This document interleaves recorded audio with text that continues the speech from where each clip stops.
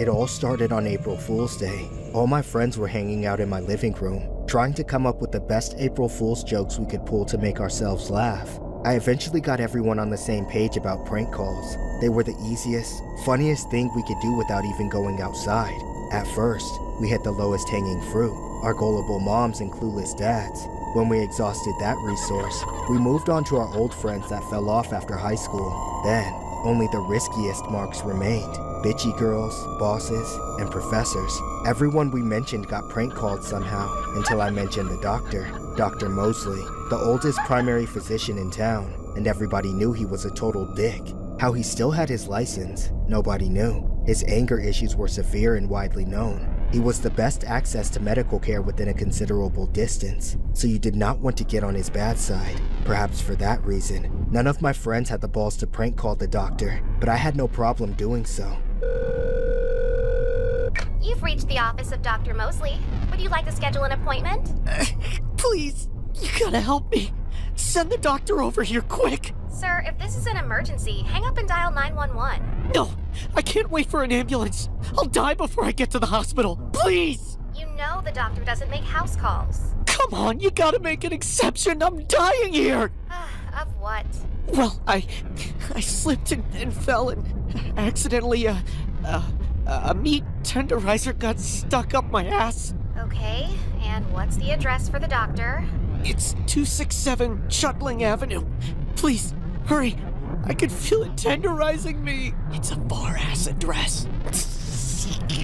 Dude, I can't. He sounded so pissed. After that, it was only a matter of time before the doctor ran out of his office in a hurry to save a life, right until he realized it was all a lie. Then, about an hour or two later, he called back. Hello? You sack of shit! Do you think what I do is a joke? I save lives! But I know how to take them too! I'm gonna find out who you are and strangle you with your own intestines! You're gonna regret wasting my time, you fucking bitch! You hear me? You hear me?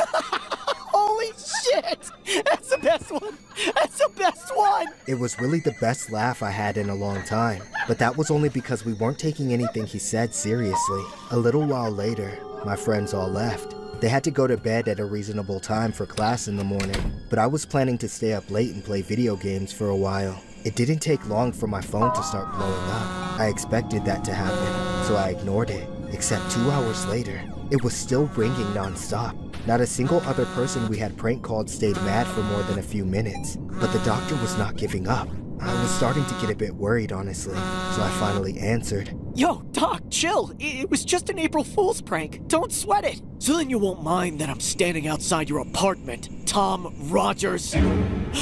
Suddenly, I realized the severity of the mistake I made. It was still April 1st, so maybe he was just pranking me back. I looked out my window and didn't see him in the parking lot. Then I went to my door and checked through the peephole. No sign of him there either. That was a bit of a relief, but I still wanted to make sure. I quietly unlocked and opened my door, then poked my head out into the hall. Then, a figure came into focus. At the far end of the hall, the doctor stood with a knife in his hand.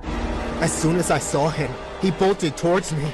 I ducked back into my apartment, then slammed the door shut. I locked it and leapt away as I listened to his footsteps booming down the hall until they stopped right in front of my door. Despite the overwhelming fear, I was curious enough to look through the peephole. He was smiling in the worst way, but it looked like he was finally finding joy in becoming a nightmare of a human being. I had to get him to go away. I didn't know what to say, but I had to do something. Without warning, he started breaking through the door. He was unstoppable. He smashed through it in a rage like nothing I'd ever seen. I screamed for help, scrambled for my phone to call the police. But by the time I looked back, he was already inside, and I had backed myself into a corner. Please, please don't do this. I'm sorry. I'll never do it again. I'll do anything you want. Anything.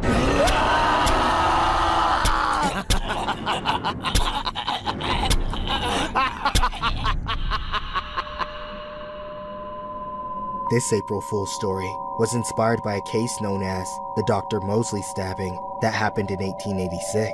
A prankster named Tom Rogers of Kaufman, Texas, played a joke on Dr. Mosley. He left a message for the doctor to go out to the country a distance of 3 miles to see a critically ill young lady.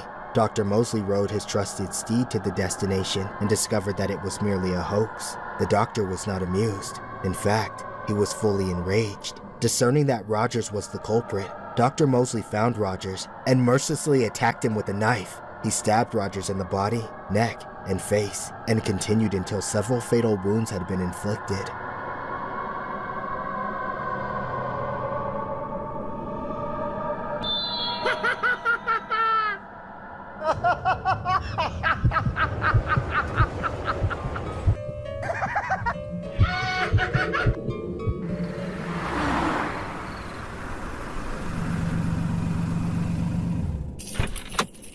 Don't forget the casserole. Okay, all right.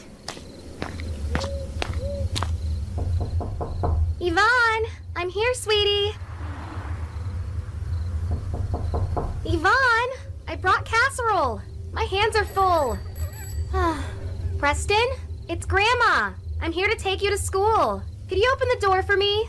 Jeez, what's going on with them? Come on, I just had them. There. Hello? Anyone home? Well, they must be out. Guess I'll wait inside. Just grab this. Okay. Preston? I didn't see you there. Why didn't you answer the door? Preston, where is your mother? Kitchen. Oh, all right. Well, let me go talk to her and then I'll take you to school. All right? Backyard. What was that?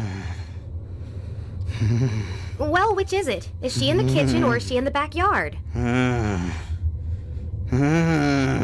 Preston, use your words. Kitchen, backyard, kitchen, backyard, kitchen, backyard, kitchen, backyard! What the hell is with him? Yvonne, you mind telling me what's wrong with my grandson? He's acting like a... That was the day I found my daughter. Dead, murdered, decapitated. I ran outside, screaming for anybody to help me. I didn't know it would draw such a crowd. I didn't think people would be more interested in gawking at my daughter's dead body and her severed head than they would actually be willing to do anything about it. My daughter's house became the center of attention for the entire town. Police, investigators, neighbors, onlookers. Hell, even dogs went traps into the crime scene. Nobody was prepared to do what they were supposed to do. It was like an exhibit with no entry fee. And poor Preston, he didn't understand any of what was happening. He never could have done something like that. He couldn't possibly imagine it. This was the work of a sick individual, a monster of the most vile order. I didn't, and frankly, I still don't know of a single person alive who could be capable of something so terrible. The police, however, had a singular candidate. Yvonne's ex-boyfriend, David, Preston's father. I was never happy about how they had Preston without ever getting married. But I always gave David credit for being involved and supportive when he found out the child was his. But that day, my opinion changed. My image of him as a reluctant yet loving father was destroyed, replaced by a disgusting, unforgivable demon who used my daughter for his own sick pleasures, then killed her to get out of dealing with the consequences of bringing a child into this world. Had I been given final say, he would have hanged, but I had to settle for him being in prison for the rest of his life. That would have to be good enough, a basis from which I could begin to grieve, process, and eventually try my best to move on. Then as the years passed, hindsight made things clear.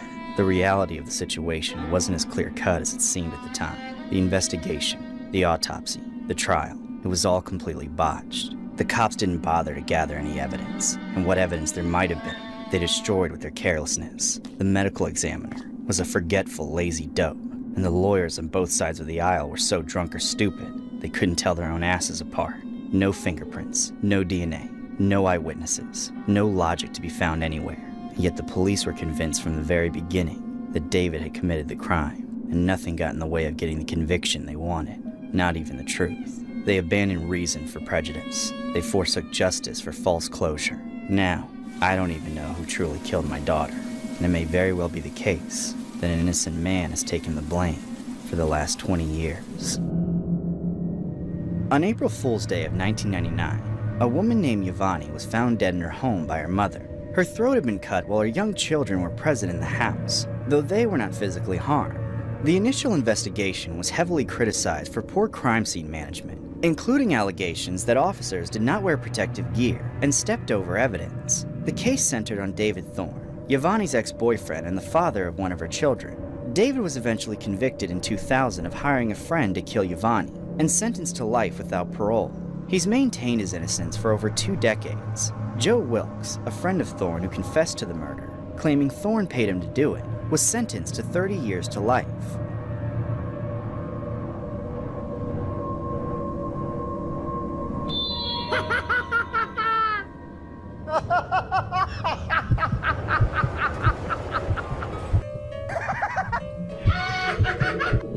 I'm all for using humor to pass the time, but there is a line that should never be crossed. Unfortunately, some people can't tell where that line is. I've been working at Waffle House for years. I work the overnight shift, where it's usually just 2 people, me behind the grill, and 1 server. The server I work with most is this crazy bitch Dawn. Like me, she's had some run-ins with the law before, though where I have tried to put my mistakes behind me, Dawn has retained the knack for mischief that gets her into trouble. Dawn is a nasty nutcase. She yells and threatens customers for the smallest mistakes. She even comes after me when I don't do things her way. And then there's Dawn's idea of jokes, like flinging dead rats at me, randomly spitting on me, and telling female customers to stay away from me because I'm a registered sex offender, which by the way, I'm not. With everything she's done, I've grown to truly despise Dawn, and sometimes even fear her. I can put up with her most of the time, but she has nights where she is especially manic. This last April Fool's Day was one of those nights. From the start, I could tell something was up with her. She wouldn't stop fidgeting, mumbling, and talking about how this was going to be the best April Fool's Day ever. She was just trying to have a normal shift, but she seemed hell-bent on literally destroying the building. She kept telling me to dump ice into the deep fryer, rip the breakers out, and cross the wires to start a fire, stuff like that. At some point, when there were no customers around, she disappeared into the back.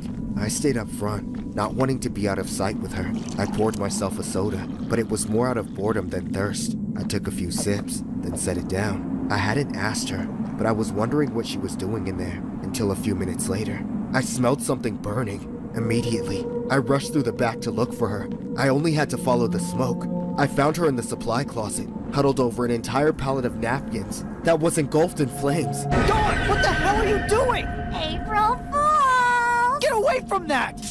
I acted quickly, grabbing a fire extinguisher and dousing the flames before they got out of control. Dawn started screaming at me as the room filled with smoke and icy, suffocating vapors. As she continued berating me, I ignored her and went outside for a cigarette. When I went back in, I fully expected to be attacked and screamed at, but oddly, she didn't say a word. She just looked at me using those crazy eyes of hers, with a wide, rotten smile on her face. I thought maybe the fire was enough for her. Maybe she scratched her itch for the night. Not long after, some customers came in. Once they ordered their food, I started whipping it up at the grill. As always, the heat made me thirsty, so before I knew it, I had finished up the drink I poured myself before the whole fire fiasco. Soon, another table sat down, then another. All of a sudden, we were having a rush. I was making order after order, sweating my ass off.